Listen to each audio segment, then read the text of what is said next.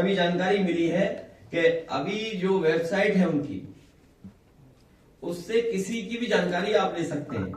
और बीजेपी क्योंकि संसाधन में मजबूत पार्टी है, तो उन्होंने तो एक कंपनी हायर कर रखी है, नोएडा की कोई कंपनी है, वो उनका डिजिटल काम देख रही है, पूरा digital voter list. Sources secular country. आप बताओ सोर्सेज कहां से बीजेपी वाले?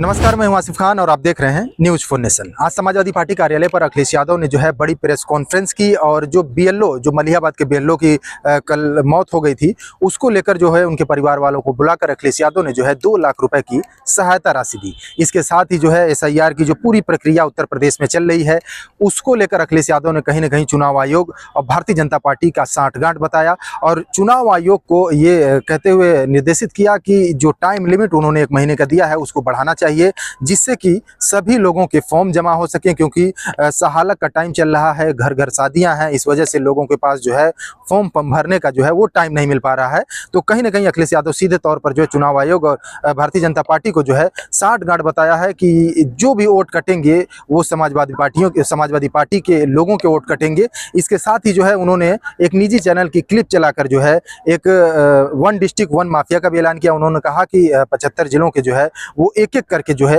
वो सीरीज जो है मीडिया के सामने रखेंगे माफियाओं की। जानकारी ही नहीं उनके पास, ट्रेनिंग ही नहीं उनके पास।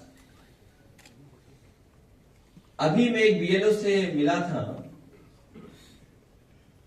तो बीएलओ की स्थिति ऐसी थी कि शायद वो उस काम को पूरी जिम्मेदारी से नहीं कर पा रहे थे। उनके साथ एक सहायक था, उन्होंने अपने रिश्तेदार को बुला रखा था किसी दूसरे शहर से, जो कंप्यूटर इंजीनियर था। तो हमने कहा ये कौन है? बोले ये हमारी मदद करेंगे। अब आप सोचिए स्थिति है कि बहुत सारे बीएलओ, एक तो जानकारी नहीं है, जल्दीबाजी है, और अगर जानकारी भी है तो दबाव बना रहे हैं उस पर, और जानकारी नहीं है अगर तो किसी न किसी से मदद लेकर के काम चला रहे हैं। तो अगर इलेक्शन कमीशन क्या चाहता है, क्या करना चाहता है? और अभी जानकारी मिली है कि अभी जो वेबसाइट है उनकी, उससे किसी की भी जानकारी आप ले सकते हैं। आप जो जानकारी दे रहे हैं वो कोई भी जानकारी निकाल सकता है। जो फॉर्म भर करके हैं उसके अंदर कोई भी अगर चाहेगा तो वो जानकारी ले सकता है। मोबाइल नंबर मिल जाएगा किसी का भी। और बीजेपी क्योंकि संसाधन में मजबूत पार्टी है, तो उन्होंने तो एक कंपनी हायर कर रखी है, नोएडा की कोई कंपनी है, वो उनका डिजिटल काम देख रही है, पूरा डिजिटल वोटर लिस्ट। आपको किस विधानसभा की पीडीएफ कॉपी चाहिए, वो तुरंत आपको कॉपी दे देगा। अब ये जो डिटेल है मैं आपको भेज रहा हूं, स्क्रीन पे लगवा देता हूं मैं। कोई भी इलेक्शन कमीशन से की वेबसाइट पे जाकर के ये डिटेल निकलवा सकता है किसी के भी।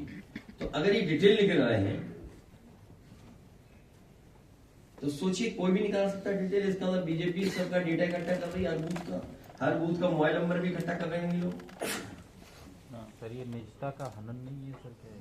तो ये तो सवाल है कि देखिए पूरा निकला, जबकि वोट तो हमारा किसी को पता भी नहीं होना चाहिए, सीक्रेट बैलेट इसीलिए बोला गया है। ये तो वोट की पूरी जानकारी आप देखिए, पूरा जानकारी निकाल सकते हैं आप। मोबाइल नंबर भी आपका किसी का भी आ जाएगा। तो क्या कर रहे हैं इलेक्शन कमीशन वाले लोग? अभी मैं स्क्रीन पे लगवा रहा हूँ, इसकी रन थ्रू स्क्रीन। अरे रुक जाओ है,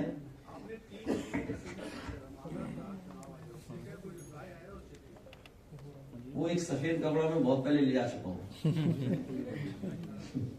जब बाई इलेक्शन हुआ था, आपने देखा था बाई इलेक्शन, वो बहुत पहले ले जा चुका हूं।